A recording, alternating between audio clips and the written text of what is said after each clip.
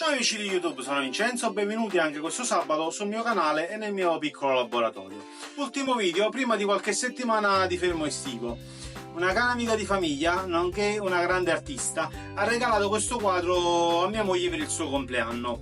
Poiché qualche amico mi ha detto che faccio sempre video con attrezzi e loro non hanno a disposizione, oggi vi faccio vedere come realizzare una cornicetta con pochissimi attrezzi per questo splendido quadro. Mettiamoci all'opera.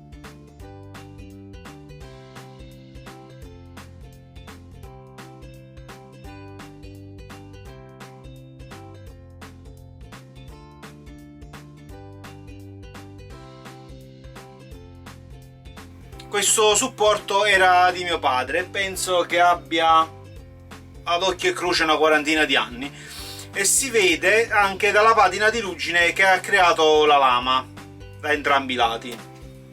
Di questo supporto, come di consueto, vi lascio sempre i link in descrizione. Ad oggi penso che sia arrivato a costare una ventina di euro, incluso la sega.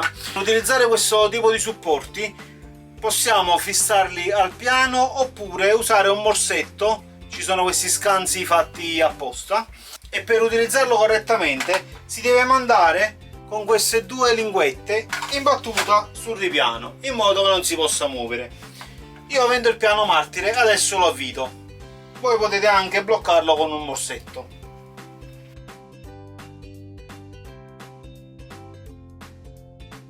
Ora quello che dobbiamo fare è prendere la misura dei lati, 25,5, 25,5. Vado a tagliare il primo angolo a 45 gradi per avere il riferimento della misura finita. Blocco tutto con un morsetto per evitare che il pezzo scivoli durante la lavorazione.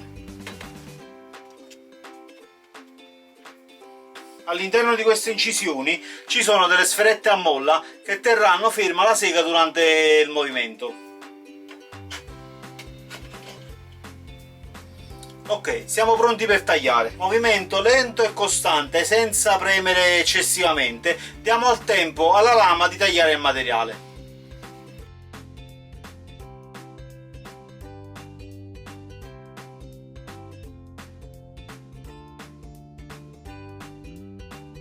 Taglio eseguito alla perfezione e senza scheggiature, né in ingresso né in uscita. Misuriamo i 25 cm e proseguiamo col secondo taglio.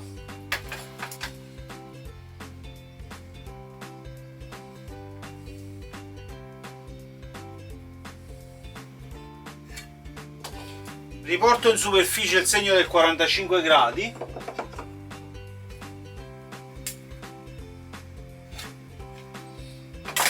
Posiziono la lama, sposto il pezzo in coincidenza del segno di matita,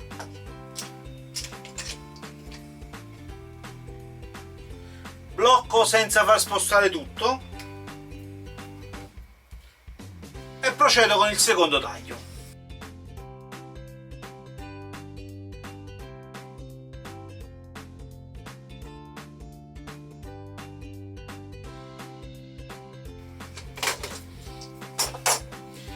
E il primo lato è fatto.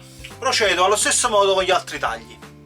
Ribalto il pezzo, visto che è un angolo già pronto, e traccio il lato opposto.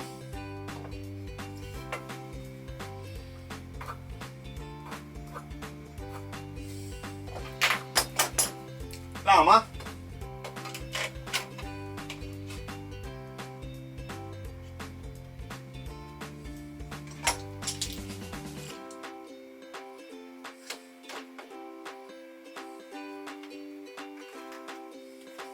E di nuovo, senza forzare, proseguiamo con i tagli.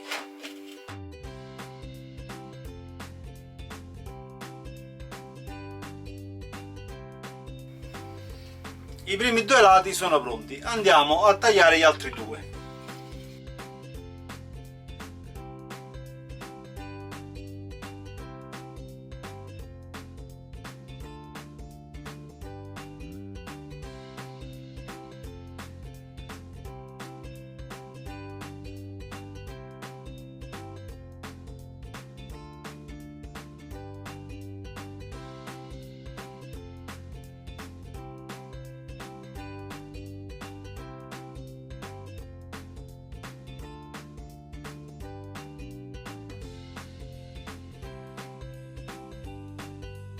vado a ripulire queste piccole barbette che mi sono uscite sul lato di uscita della lama.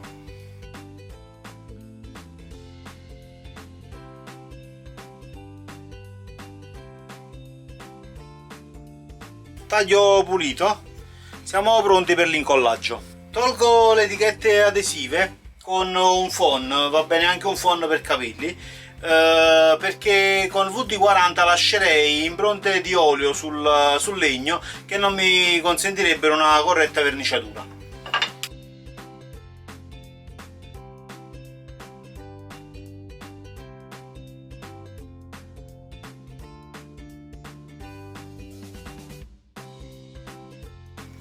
In pochi secondi le etichette vengono via. Qualche eventuale traccia di colla andrà via con la levigatura. Gli do una carteggiatina prima di montare, in modo da avere il listello appoggiato e più facile da lavorare.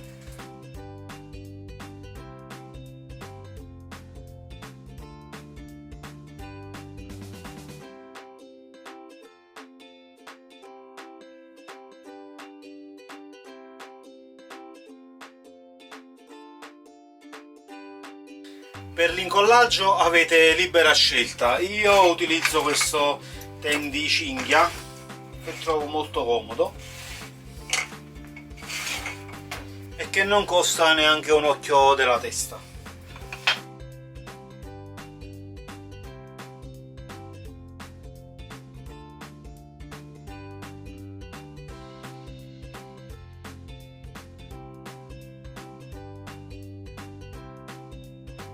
Per chi mi segue da un po' di tempo avrà già visto fare questa cosa: sale da cucina sulla colla per evitare che i pezzi slittino durante l'incollaggio.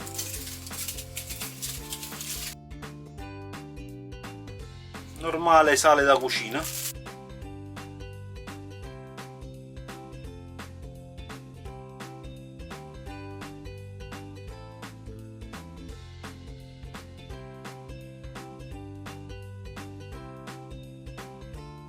Giusto qualche granello per non fare troppo spessore.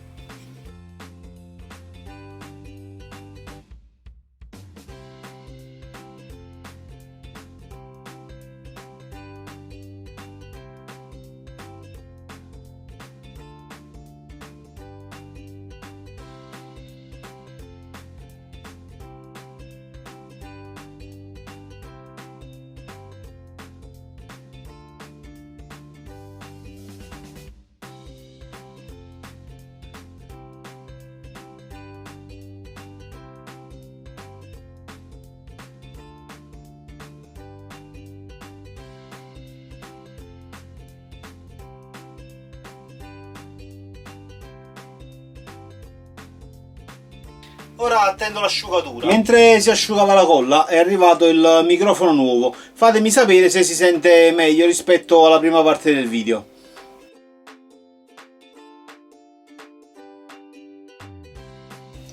Cornice incollata, ora levigatura mordente e finitura opaca. Dopodiché andiamo ad inserire il quadro all'interno.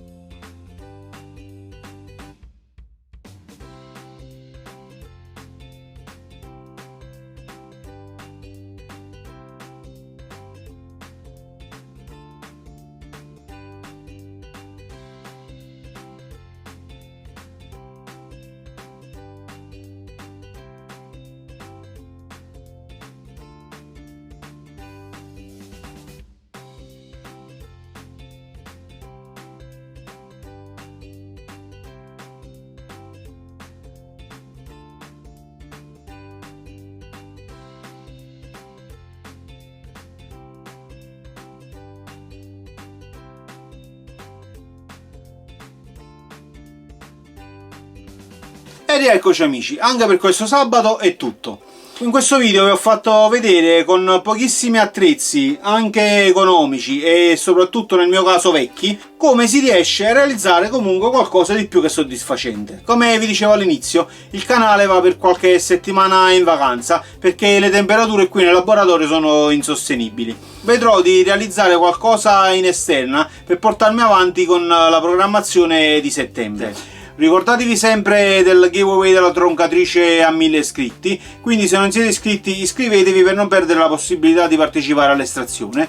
Ci vediamo a settembre, buone vacanze, ciao!